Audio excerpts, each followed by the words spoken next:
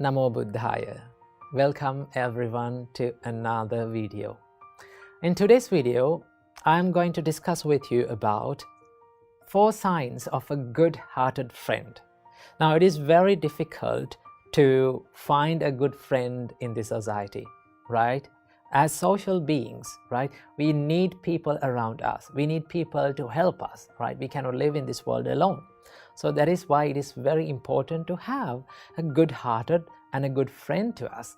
So Buddha said, if you have a good-hearted friend, it is a blessing to your life. Okay, so Buddha shared with us that there are 4 signs of a good-hearted friend. There are 4 signs of a good-hearted friend. So I'm going to discuss with you about these 4 signs in this video. Before starting this video, I want to share with you that a friendship is not always a one-sided thing, right? You cannot expect your friends to be nice to you or pleasant to you or helpful to you while you are not helping them, right? You cannot expect them to be nice while you are not becoming nice to them. So let's get into the first sign. The Buddha said a good-hearted friend is a good helper, right? He's willing to help you at any time in the life. Okay, and also Buddha said that he keeps eye on your life and your possessions. He don't like for you to find the misfortune, right? So he keeps eye on you when you are negligent and when you don't care about yourself and your possessions. He's always tried to protect them and protect yourself. So that is what you call a good helper. So this is the first sign of a good-hearted friend. And the second sign, the Buddha said, a good-hearted friend is a friend who is in the good time and the bad time both, right? There are many friends around us when we have money and when we have possessions with us, when we don't find our misfortunes in life, right? When we don't have any problems. But you can identify and you can recognize the true friends or real friends when you face problems in your life, right? When you face problems and when you go through tough times in your life, if there are friends around you who is willing to help you, who is willing to give you a helping hand, then he is a good friend in both good and bad times. So Buddha said, this is the sign of a good friend. He is a friend of you in your good time and bad time both. And the third sign is, the Buddha said, he's a good counselor, right? He guides you to the correct path. He shows you the correct things to do, right? He guides you to do the good things, not evil things. Whenever your friend finds that you're doing bad things, he always comes to you and say, no, you should not do this. It is not good. It is not good for you and it is not good for others. So please stay away from these things. He will guide you to the good path. And also when you face problems, right? When you face difficult situations in your life, you can go and talk with them and you can heal your heart.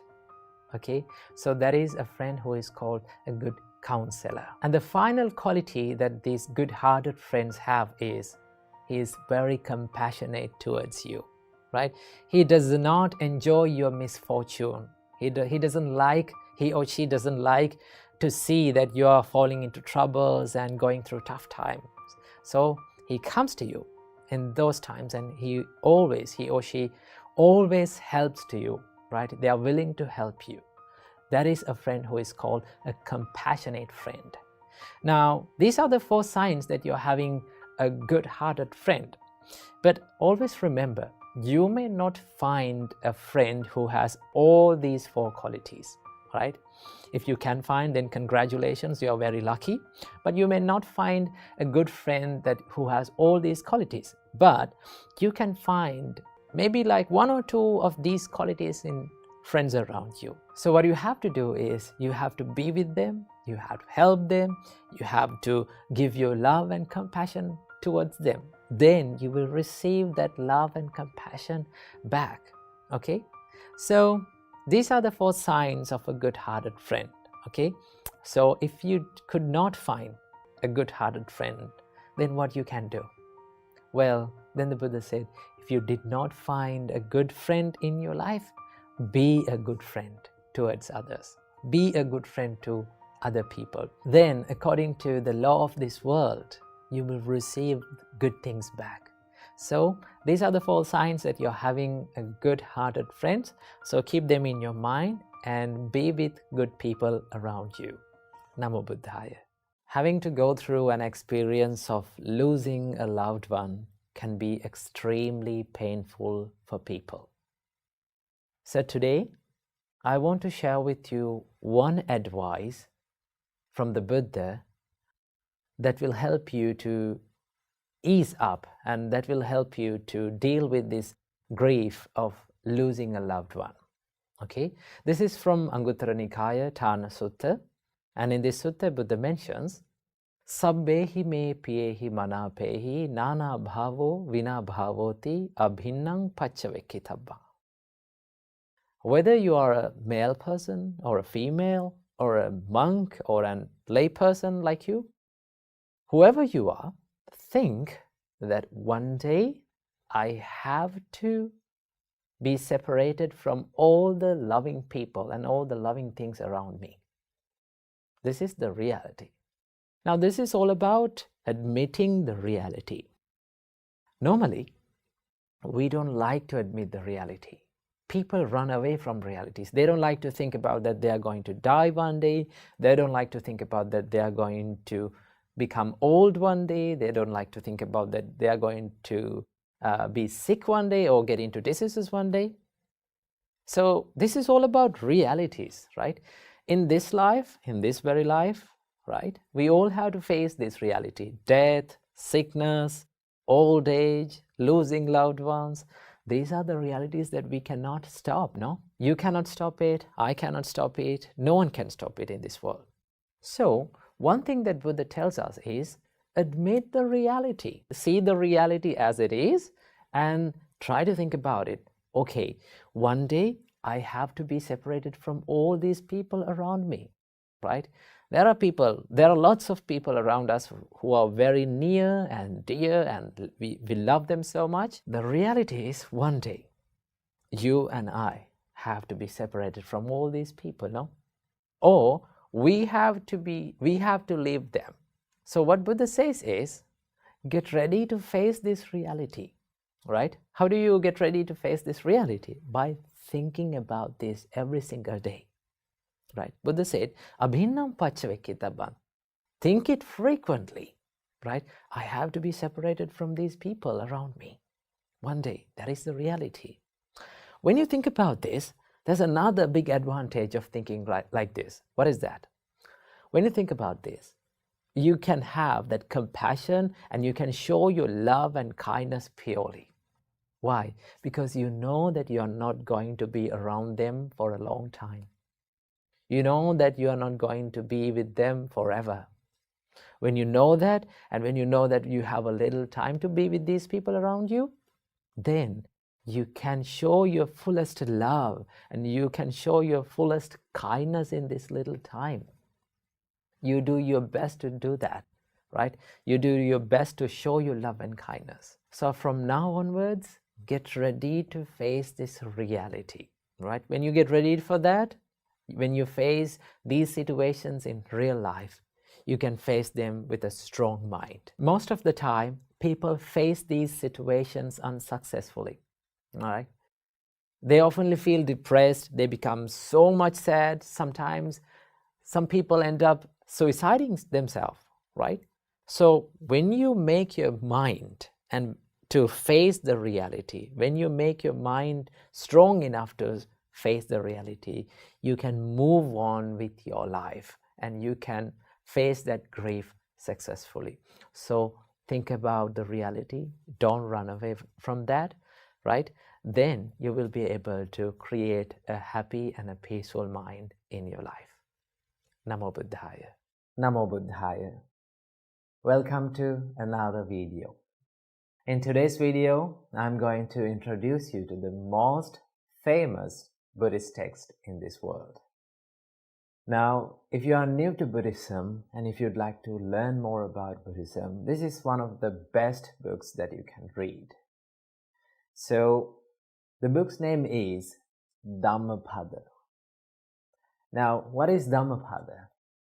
Dhammapada is a set of verses that was originally preached by the Buddha himself, and this Dhammapada contains 423 verses in it, and these 423 verses are divided into 26 chapters. So why Dhammapada is important? You know, for Hindus we have Gita, and in Christianity we have Bible, and in Islam we have Quran. Same like that, to the Buddhist world we have Dhammapada. Now, Dhammapada is not the only text that we have to learn Buddhism. There are many texts, but this is called as the handbook of Buddhists. Why it is called as handbook of Buddhists? If you went through 2-3 random pages and if you read on 2-3 verses, you can learn many life advices. You can learn many Dhamma facts about life. So that is why it is called the handbook of Buddhists. So that is why it is widely used, and this is the most famous Buddhist text in this world. So as an example, if you turn to a random page and if you read a verse, you can find something very valuable. Let's go for that. So in 236th verse, the Buddha says, "Make an island for yourself. Strive hard and become wise. Get rid of impurities and cleanse of stain. You shall enter the celestial abode of the noble ones." It goes like that. So if you turn to another random page and if you read a verse, it goes like this. "The good shine even more afar, like the Himalayan mountain, but the wicked are unseen, like the arrows shot in the night." So if you turn to random pages and if you read, you can gain many life advices and many valuable Dhamma facts. So that is why we have to use this Dhammapada. If you are interested in using this Dhammapada, I will link down some links below that you can find Dhammapada and read it online also. And also there are some links that you can download the PDF file links down below. So this is the importance of Dhammapada, and that is why it is known as the most famous Buddhist books in this world.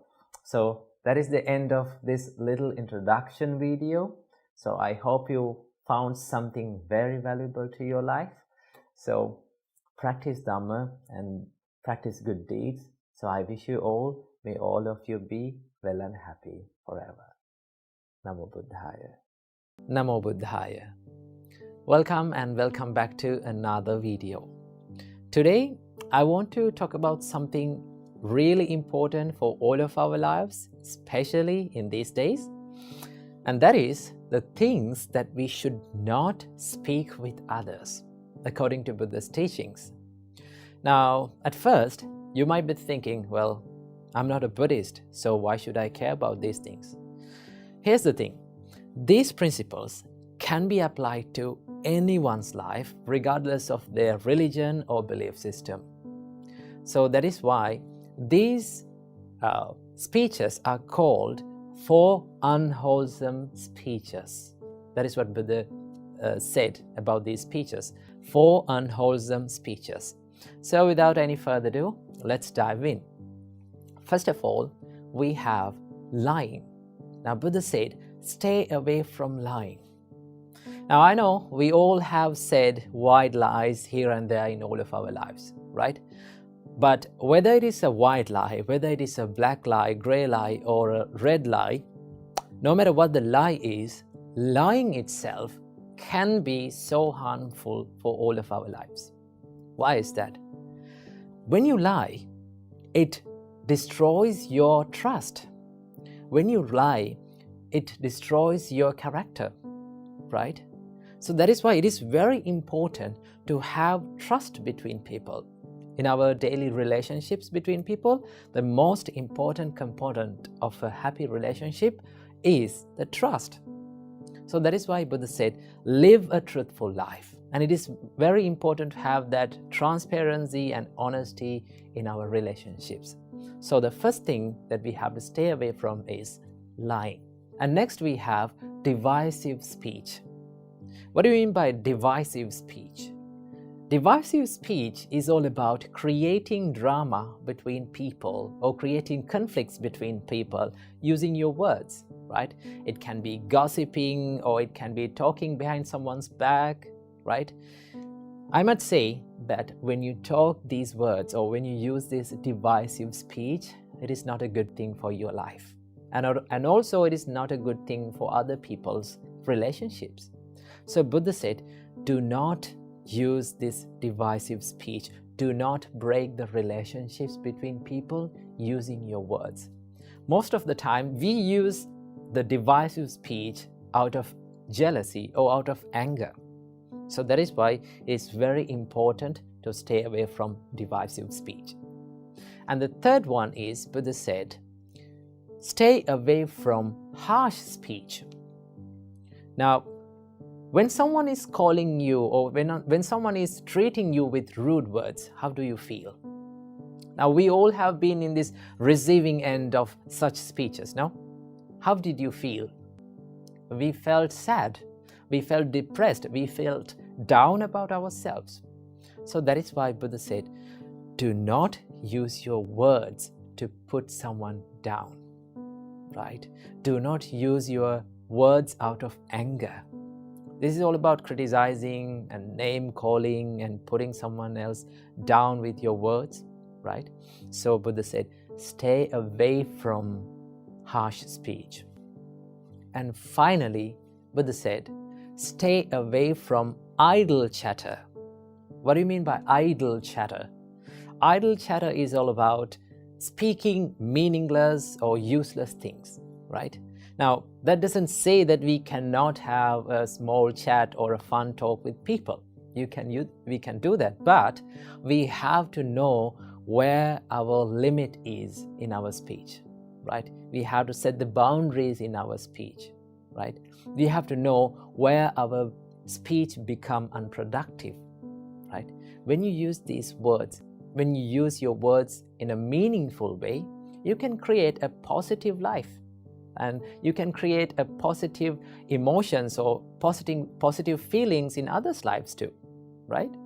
So these are the 4 unwholesome speeches that we have to stay away from, that our great teacher Supreme Buddha taught us according to the Buddha's teachings, right? So why all these things matter? Why these unwholesome speeches matter in our life?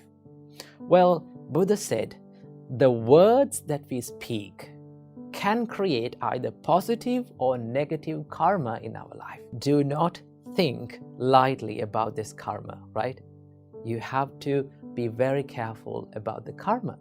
So the intention behind your words really matters in your life. And that is why we have to use our words wisely, because it can make a huge impact in our lives as well as in others' lives too. So words that we speak are like a knife, right? You can use the knife to cut something useful, right? And also you can use the knife to kill someone else. So let's use our words to create a better life for ourselves and for others. So thank you for tuning in. I hope you got some food for thought for your life. So until next time, I wish you all, may all of you be well and happy, and may all of you live in peace forever. Namo Buddhaya. Namo Buddhaya. Welcome everyone to another video. Today, let's talk about something that is really important for all of our lives. Now, if you want to be good at anything that you want to be good at, let's say if you're studying, or if you're meditating, or if you are someone who is practicing the spiritual path, what is one quality? What is that one quality that you have to have in your life to be a master of it? If you're studying, what is that one quality that you have to have in your life to be a master? That is called consistency. Have you ever thought about why we are so good at bad habits or bad things? Bad things like anger, getting angry all the time, or feeling jealousy all the time, or bad things like procrastination or laziness. Why we are so good at these things? We are so good at these things because we have done it over a long period of time continuously, right?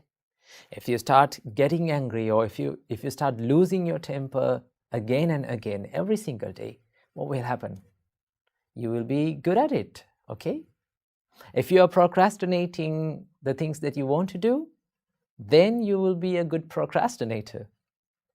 So one main important quality to be good at anything in this life, or to have a habit to our life, is consistency. That is why we are so good at bad things.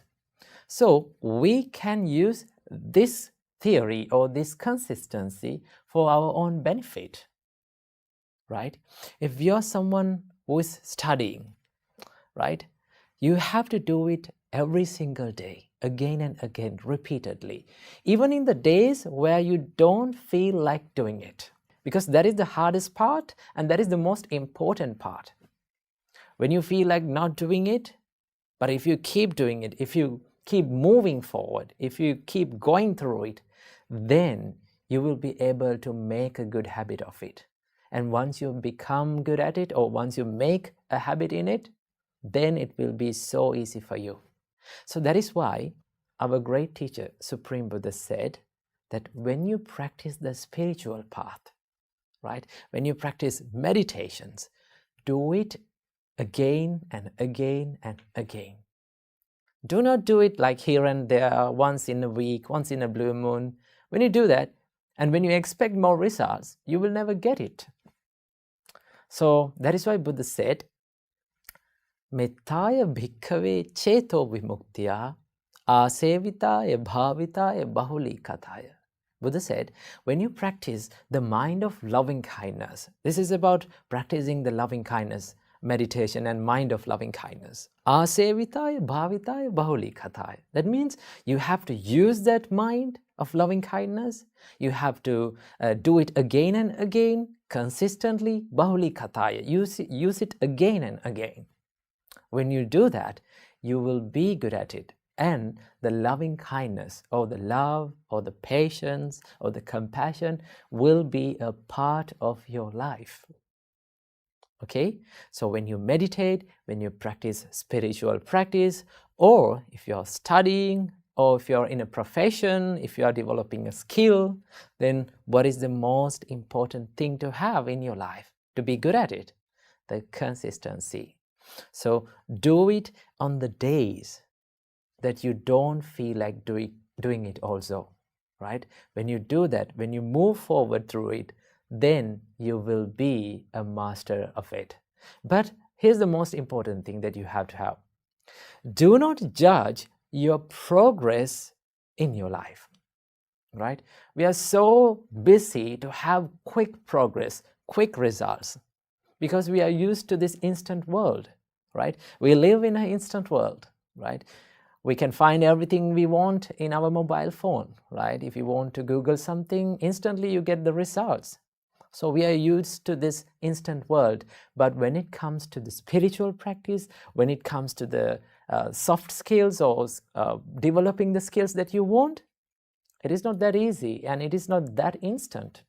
You have to do it little by little, and you have to expect little progress from one session. So do not judge your progress. Do not judge your improvements. The most important thing is to do it every single day. Keep moving, and then you will be a master of anything that you want to be a master of. Okay? So I hope you got some idea about the consistency and the value of it. So keep practicing and keep doing these things. So I wish you all, may all of you be well and happy, and may all of you live in peace forever. Namo Buddhaya. Question: do you know about the green-eyed monster? The green-eyed monster is nothing but the jealousy that arises within our hearts. So today, we're going to talk about how to deal with jealousy that arises within our minds.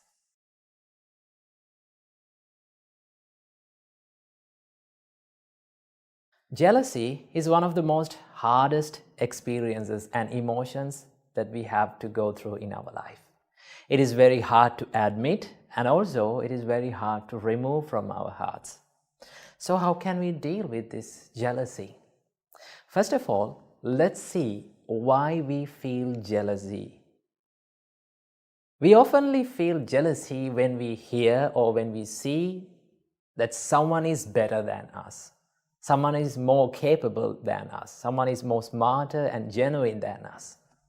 Then we start to compare ourselves with that person, and we start to feel jealousy. So, what is the reason for this jealousness? When we explore the emotion of jealousy, we can find the selfishness or the self-centeredness is deeply rooted within this jealousness. That is why we feel jealousy all the time. So selfishness means that if someone is thinking only about that person, and if he is thinking that he is the greatest person of all, so chances are very high for that person to feel jealousy on people who are better than that person. So how can we deal with this? And how can we stop this jealousness? There are a few things that you can do, right? The first thing that you should do is to admit that you are jealous of that person. In most of the time when we feel jealous, we refuse to admit that we are jealous of that person. We hide our emotions and we make excuses for our own evil emotions. So what you have to do is be humble and admit that I am jealous of that person. Okay? Then only you can identify the real emotion and real state of your mind. So first thing that you have to do is to admit that you are jealousy of that person. Second thing that you have to do is to realize that we all are different from one to another. For an example, there are 4 elements in this world: the water element, the earth element, air element, and the fire element. These are the 4 elements that prevails in this world. So if I ask from you, which one is the best element out of these 4? What is the answer of yours? You may say that we cannot compare these 4 elements because these elements are unique from one to another. They serve differently to this world, so we cannot compare. We cannot say which one is the better one. Same goes with our human lives. We are different from one to another. There are no same and identical people in this world. Even the identical twins are different from emotions and feelings. So that is why we should not compare ourselves with others, right? We all are different. And also you have to realize there is a person always in this world who is better than you, right? You can be the best in the world sometimes, but remember, there will be always a person who has the potential to beat you. Instead of competing with others in the society, let's try to compete with ourselves, right? Let's try to battle with ourselves, and let's try to improve ourselves and bring the better version of ourselves daily, right? So that is what we have to do. Your competition should not be with the people who are around you, but your competition should be with the person who is inside yourself, right? Try to bring the better version of yourself every single day. When you're competing with yourself, there's no competition with others in the society, and you will never feel jealous on them, right? And also there's a special practice that our great teacher, Supreme Buddha, taught us to do whenever you feel jealousy. What is that? It is one of the most coolest practices in Buddhism. It is called mudita. The Pali word is called mudita. Mudita means the appreciative joyfulness, or in another word, the sympathetic joyfulness. When you practice mudita, you will have the ability to wish the well-being of the people around you. Whether he or she is better than you or lower than you, you can have the ability to wish the well-being and the development and the success of the people, right? These are the thoughts of mudita. So how can we practice these thoughts of mudita? There are a few simple things that you can do, right? Try this out every single day. Whenever you get up from the bed in the morning, right? Just don't rush into distractions quickly. Just sit on the bed, close your eyes, and wish the well-being and the development and the success of all the beings in this world equally, right? You can close your eyes and think, may all beings in this world be well and happy. May they be successful in their life. May they be developed with the successness. When you think and when you mean these emotions from your heart, you can develop the mudita within you. And when you're going to the society and when you see the people who are better than you, who are more capable than you, then automatically the thoughts of mudita will come to you and it will take control of your emotions, right? So never let that green-eyed monster or the jealousy to take control over your mind. Instead of that, let's practice the mudita and let's wish the well-being of the people, right? So be a big fan of watching people and being happy by seeing they are growing up in their life and by seeing they are becoming successful in their life. Because at the end of our life, we all have to leave this world and we take nothing from this world, right? So that is why we need to collect more good deeds and we need to practice more good emotions within our hearts, okay? So never be jealous at people, because there's nothing good that we can gain by mere being jealous on other people, right?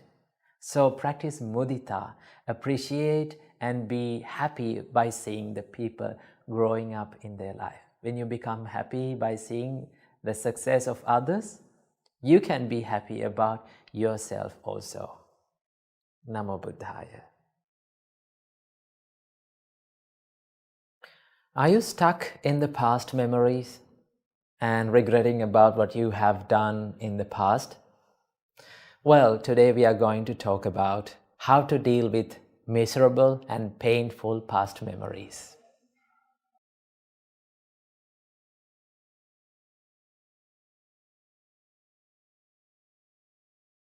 Namo Buddhaya. Welcome to yet another episode in Inner Guide Q&A program. Today we are going to talk about how to deal with past memories. They are the memories that are holding us back and destroying our present moment and our future. So how can we deal with these past memories? First of all, I will tell you a nice story. In the Buddha's time, there was a murderer. Now, he wasn't just a murderer, he was a serial killer. He killed thousands and thousands of people. And do you know what he did to those dead people? He cut a finger from each one of them and he made a garland out of that fingers.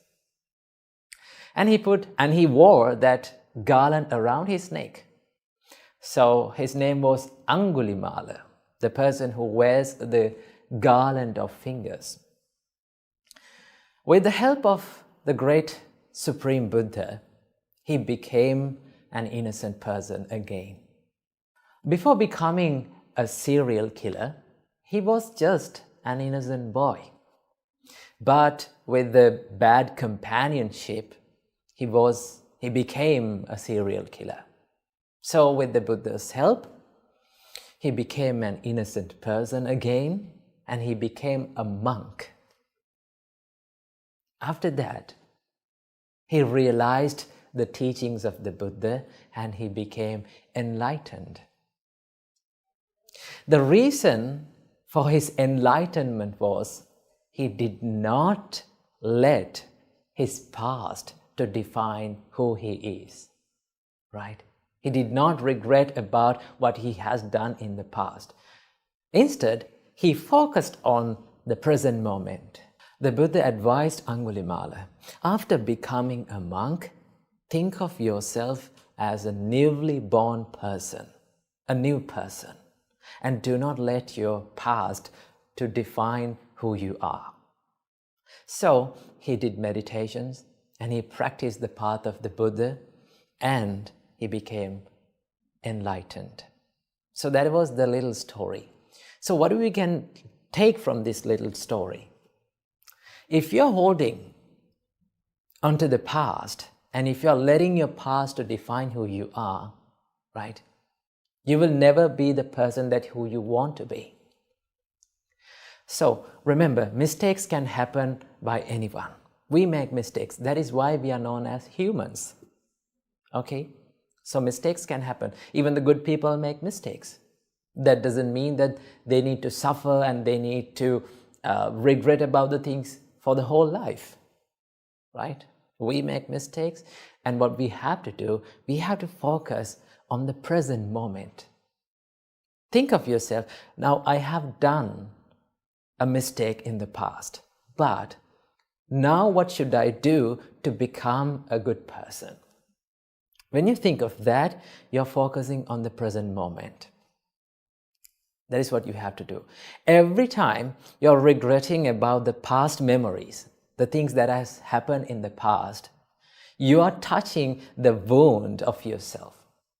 You know, the miserable moments that has happened in the past is like a wound. It takes time to heal. So if you keep on touching into that wound, it will never be healed. So what you have to do? Should you forget the past? Of course not. You should not forget the past, and you cannot forget the past. Remember, the more you try to forget the past, the more it will haunt your memories again and again. So what you have to do? You have to let your miserable and painful past memories to just fade away from your life, right? So to do that, you should not give much attention to the past miserable, painful memories, right? When we are not giving any attention to something, chances are very high for it to fade away from our memories. So what you have to do, just do not give any attention to those past memories, okay? And that is why our great teacher Supreme Buddha taught us in Bhaddekaratta Sutta, Atitang nanva gameya nappati kanke anagatang. Do not dwell on the past. Nappati kanke anagatang. Do not dream too much on the future. Yadati tang pahinatang apattancha anagatang. The past has gone now. It is over. And the future hasn't yet come. And Buddha said, Paccupannancha yo dhammang tattha tattha vipassati. You have to focus on the present moment and do what is right here, right now.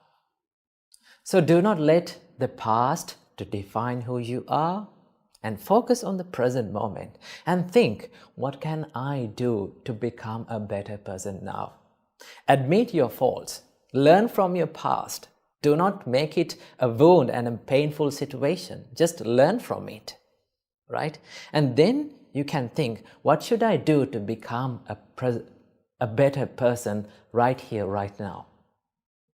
Right? When you do the good things and when you do the right thing in the present moment, your past will be a good one and your future will be also a good one. So what you have to do, you only own this present moment. Always keep it in your mind, right? The moment that you only own is this moment, right? In the past, what has happened in the past, you cannot control it. What is going to happen in the future, You have no control about that. What you have in your hand is this present moment. So focus on the present moment, do the good things, be a good person, and your future will be a better one, your past will be a better one also. So practice the Buddha's teachings and stay in the present moment. Namo Buddhaya.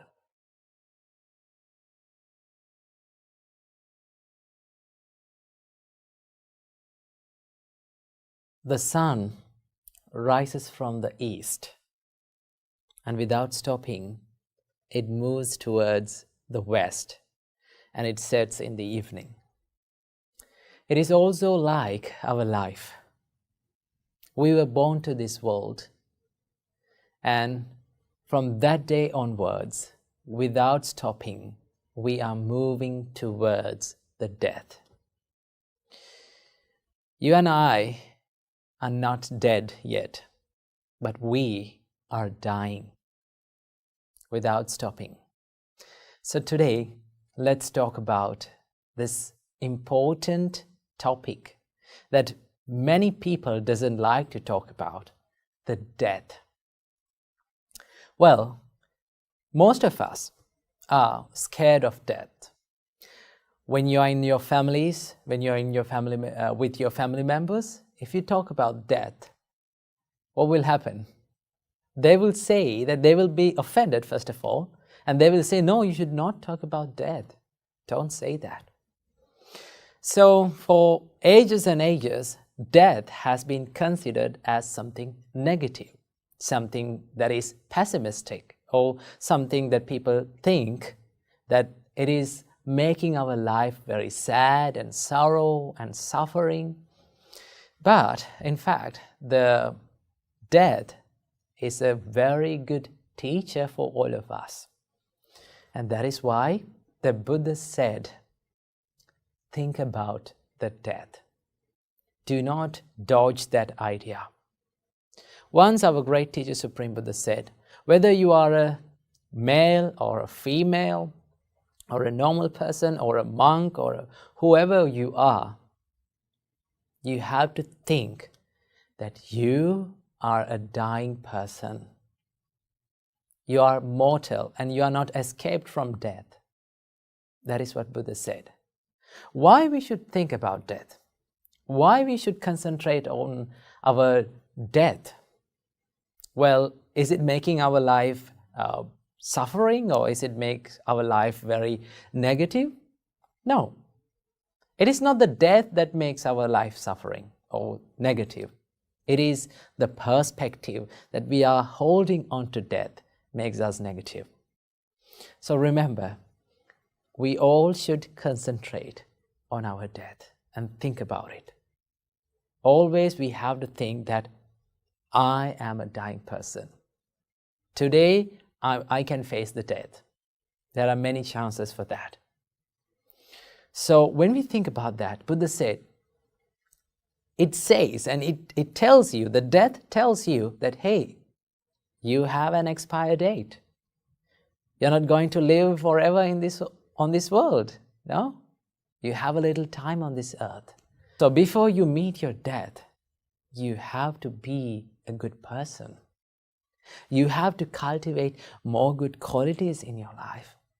You have to spread the love and affection and compassion towards this world, because that is why we are here for. So in this limited time, we have to do that. We have to cultivate more good qualities in our life, right? We have to be a good person to this world, because that will leave beautiful memories in the people's hearts. The Buddha said that people are intoxicated with their life, right? People think that they are not going to die. We often do not feel that we are going to die, do we? No. We think that we are going to live for the next day and to the next day. We have so many plans in our life, right? But from a split second, within a split second, everything can change. Okay? So that is why Buddha said, people are intoxicated with life And when they are intoxicated with life, what happens to you? You tend to do, and you are going to do the bad things or evil things from your body, from your speech, and from your mind. But if a person who is reminding his death, if a person who is reminding that to himself that I'm going to die one day, he knows that at any time he can die, right? So he knows that I have a little time on this earth, so before I meet my death, I have to add more good qualities to my life. So that is what the death teaches us. So do not be afraid to death. Why? Because we all face the death one day, in one way or another. No one can escape it. No one can run away from it. So that is a reality. So why not we think about it and make our minds strong to face that with a happy mind, in a successful way. So that is why the Buddha said to concentrate on death. So whenever you are possible, and every morning, think that today I might die. So if I'm going to die today, what are the things that I should do? I should give more love to my people around me. I should help them. Because at the end, these materialistic things that you are holding onto is not going to help you. Only the good qualities will help you on your way. So think about the death. Do not be afraid of it. Because when you think about the death, your life will be more and more successful. Keep that in mind. Namo Buddhaya. Namo Buddhaya. Welcome to another episode. In today's episode, I'm going to be sharing with you some thoughts of the Buddha about praise and blame.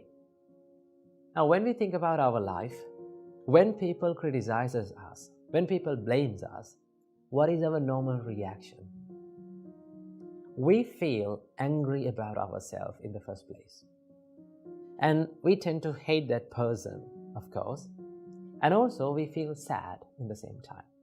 This is our normal reaction. And in the other hand, when people praises us, what is our reaction? We feel so much happy. We tend to think like, I'm the best. Well, Buddha teaches us these things are two extremes. Becoming too much happy when people praises you is one extreme. Becoming too much sad when people criticizes you is another extreme. So what do we have to do in such situations? The Buddha says you have to maintain a moderate mind in such situations. So how to do that? Well, let me tell you a nice story about how Buddha dealt with such a situation. One day, while the Buddha was walking down the street with a group of monks, two people came behind the Buddha and they started talking each other. One was praising the Buddha. One was saying so much good qualities and good things about the Buddha, and the other person started blaming the Buddha. He started criticizing the Buddha. But in that case, in that instance, Buddha didn't react to such things. What he did was he kept walking. He went his journey. And in the other day, the monks gathered around and they were discussing about the incident that had happened in the last day. They were talking, it's really amazing that these two people came up to us and one was praising and in the same instance, the other one also criticizing us. We got the blame and the praise in the same time. Isn't that wonderful? Then while these monks was talking about this, the Buddha came to that place and said, "What are you talking about?" Then the monks said, "Oh, Venerable Sir, we were talking about the incident that was happened yesterday." Then the Buddha said, "Dear monks, when someone criticizes you, maybe when someone criticizes about the Buddha or his teachings or his followers, about you, you should not be angry with them. You should not be displeased with them. Why? Then the Buddha said, if you become angry, if your mind is covered with anger, what is happening within you is you lose the ability to decide whether that criticism or whether that blame is true or false. You cannot understand about that because your mind is covered with anger. Anger has overcome your mind. So with an angry mind, you cannot decide what is good or bad. So in that case, Buddha taught us, you should not be angry. And you should wisely reflect about what he or she is telling us. Whether that bad quality or whether that criticism, whether that fault is within us or not. You have to think like that. Right? If that fault or if that mistake is within you, then what do you have to do? You have to correct it. Make it correct. Develop your life. So that is one thing that you have to do. And if there is no such thing, or if that person is falsely accusing you, if there is no such mistake inside your mind, inside your life, and still that person is criticizing you, what do you have to do? Just let that go. Don't care about that because it is not in your life. You should not be angry. That is one thing that you have to do. When you practice in a such way, what happens to you is you maintain a moderate mind. You're not going to an extreme. You're not becoming too much angry. You're not feeling too much sad about yourself.